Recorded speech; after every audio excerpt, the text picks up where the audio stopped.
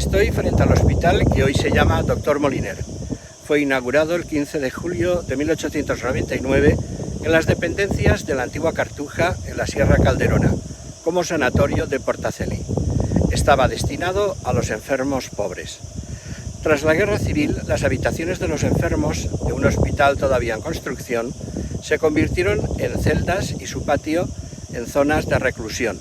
Llegaron a concentrarse más de 10.000 presos políticos. El actual hospital se reconstruyó a finales de 1942 como Sanatorio Nacional Antituberculoso, dado que esta enfermedad volvió a convertirse en un problema. En 1943 fue adquirido por la Diputación Provincial. En 1987 fue adscrito al INSALUD y se destinó a enfermos crónicos de media y larga estancia y terminales. Tras este sanatorio se encuentra la voluntad de un médico valenciano que luchó siempre por los derechos de los enfermos pobres y la reconstrucción de una verdadera sanidad pública y de la enseñanza de la medicina. A pesar de los pocos logros que consiguió, luchó incansablemente hasta el día de su muerte, manteniendo sus principios. Nos referimos al conocido como Dr. Moliner o Francisco Moliner y Nicolás.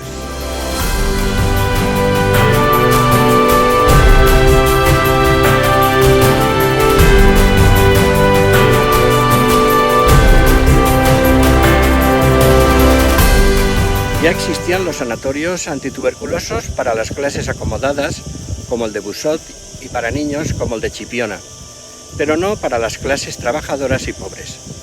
Moliner también quería acoger a unos soldados enfermos repatriados a la península desde ultramar.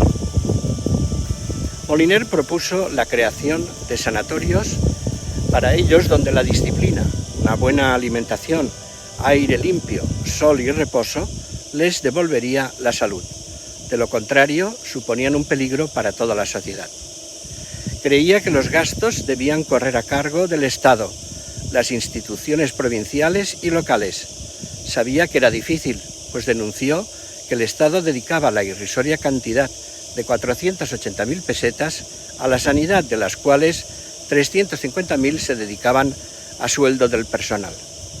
Moliner comenzó la campaña de 1 céntimo diario que convenció a 14.000 obreros valencianos. A ellos se sumaban algunas donaciones y las colectas organizadas por los estudiantes. Las obras del sanatorio comenzaron en 1898. Obtuvo el favor, solo eso, de la protección de la reina regente y de su hijo. Moliner era el director, José Chabás, que después creó una revista especializada en tuberculosis, era el jefe clínico. Había además un practicante, un farmacéutico, 2 enfermeros, 2 ordenanzas, 2 limpiadoras, 2 cocineras, un repostero, un pinche, un mozo de limpieza, 2 sirvientes de cocina, una jefa de comedor y 2 camareros. A finales de 1899 el gobierno declaraba de utilidad pública el sanatorio y aceptaba una propuesta de ley para convertirlo en nacional. En mayo de 1901 se había atendido a 320 enfermos. Algunos médicos criticaron el derroche de dinero ofreciendo 6 comidas diarias abundantes a los pacientes. Al no recibir subvenciones oficiales de forma regular, el sanatorio tuvo que cerrar en 1902 con una treintena de enfermos. Francisco Moliner nació en Valencia en 1855 y no en 1851, como se suele decir en muchos textos, en el seno de una familia acomodada. Estudió el bachillerato en el Instituto de Segunda Enseñanza de Valencia. Se matriculó después en la Facultad de Medicina. En 1874 consiguió una plaza de alumno interno y en 1876 obtuvo la licenciatura con la calificación de sobresaliente y premio extraordinario. Cursó doctorado en Madrid, grado que ganó en 1878 con la tesis de la bomba del estómago y sus aplicaciones generales. En la misma describe las propiedades exploratorias y terapéuticas del aparato que idearon Kussmaul y Weiss. Ese mismo año ganó por oposición la plaza de ayudante del disector del Museo Anatómico de Valencia. En 1880 ganó la de profesor clínico, puesto que ocupó hasta 1883, cuando ganó las oposiciones a la cátedra de patología de la Universidad de Zaragoza. En junio obtuvo la cátedra de obstetricia de Granada y el 16 de julio la permutó por la de Fisiología de Valencia. En Valencia vivió activamente la epidemia de cólera de 1885. Se declaró seguidor de la nueva bacteriología, pero se enfrentó a Ferran y a Amalio Gimeno y seguidores por problemas en la experimentación, según él, y también por la falta de fiabilidad de las estadísticas. Se enfrentó así a una serie de personas que luego se encontrarían en el camino. Quizás los directores generales de Sanidad, Cortejarena y Pulido, fueron poco receptivos en atender sus peticiones por ese motivo. En 1887, tras el fallecimiento de José Crous, pasó a ocupar la Cátedra de Patología Especial de Valencia, hasta 1908. En 1889 publicó Lecciones clínicas dadas en la Facultad de Medicina durante el curso 1888 a 1889. Poco a poco los intereses de Moliner se desplazaron hacia temas médicos sociales. En 1890 pronunció el discurso inaugural del Instituto Médico Valenciano, necesidad de crear cátedras de medicina popular. Ese mismo año fue comisionado por el Ayuntamiento y la Academia para que fuera a Alemania a estudiar el procedimiento de Koch contra la tuberculosis.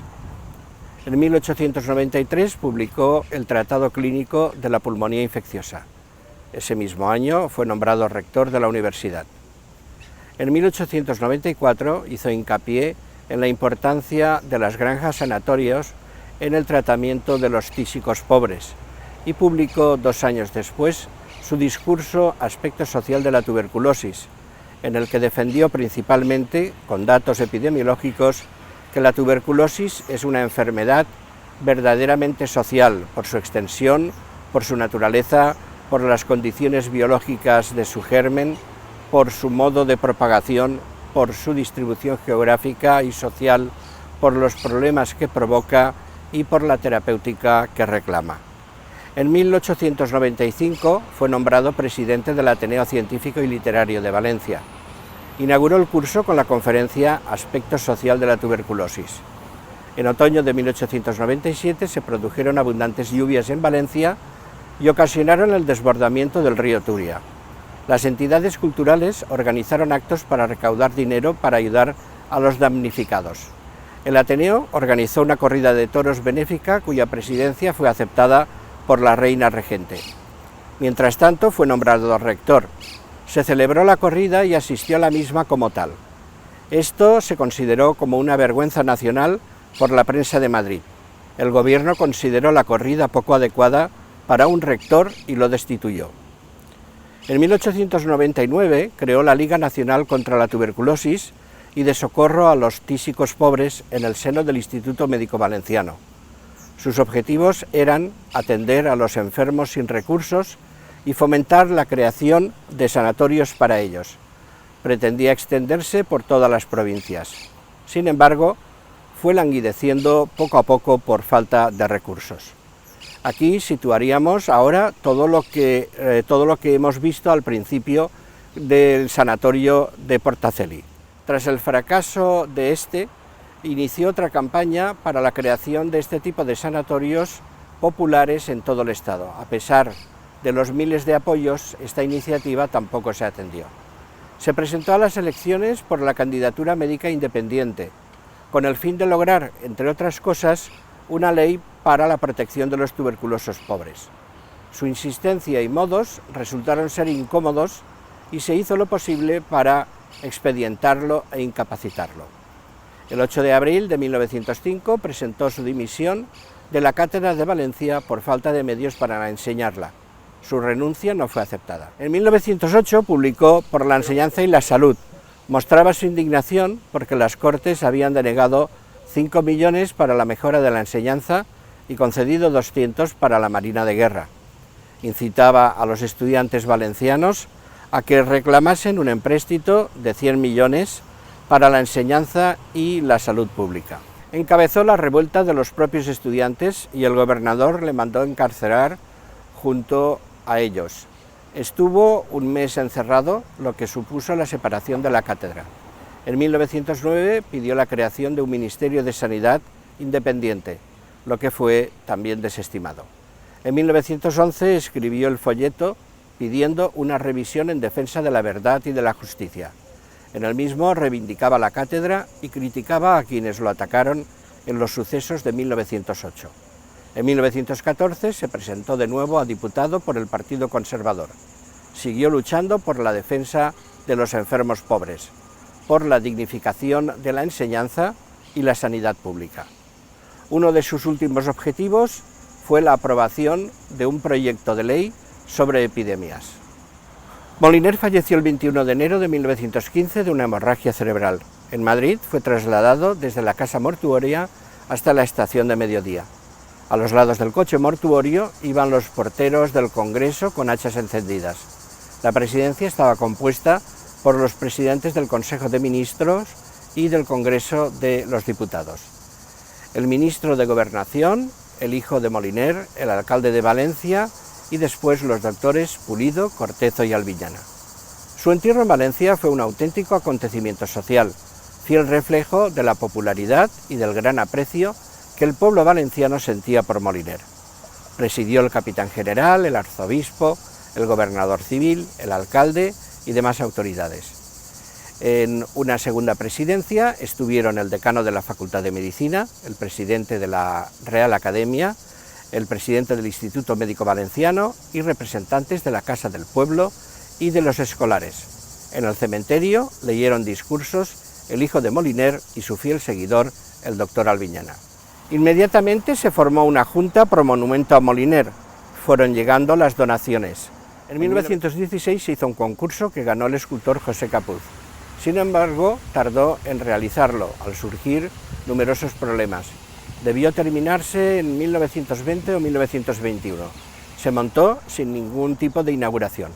En el centro aparece la figura de Moliner revestido con toga universitaria sobre un pedestal en el que figura la inscripción Paz y armonía social por el amor y la ciencia. Abajo, al doctor Moliner. A ambos lados le flanquean dos matronas que simbolizan el amor y la ciencia, ambas recostadas sobre enormes volutas. En la trasera existe un relieve que deja constancia de la fecha. En torno al monumento se dispuso después una alberca con juego de surtidores e iluminación nocturna, exactamente en 1973. Valencia le dedicó también una calle en 1924, la actual calle de Sueca. Después se cambió por otra que va desde Micer Mascó, antes Luis y Marro, al actual Blasco Ibáñez, a la altura del Hospital Clínico y la Facultad de Medicina. Data de 1936 y fue solicitada por el concejal médico García Brustenga.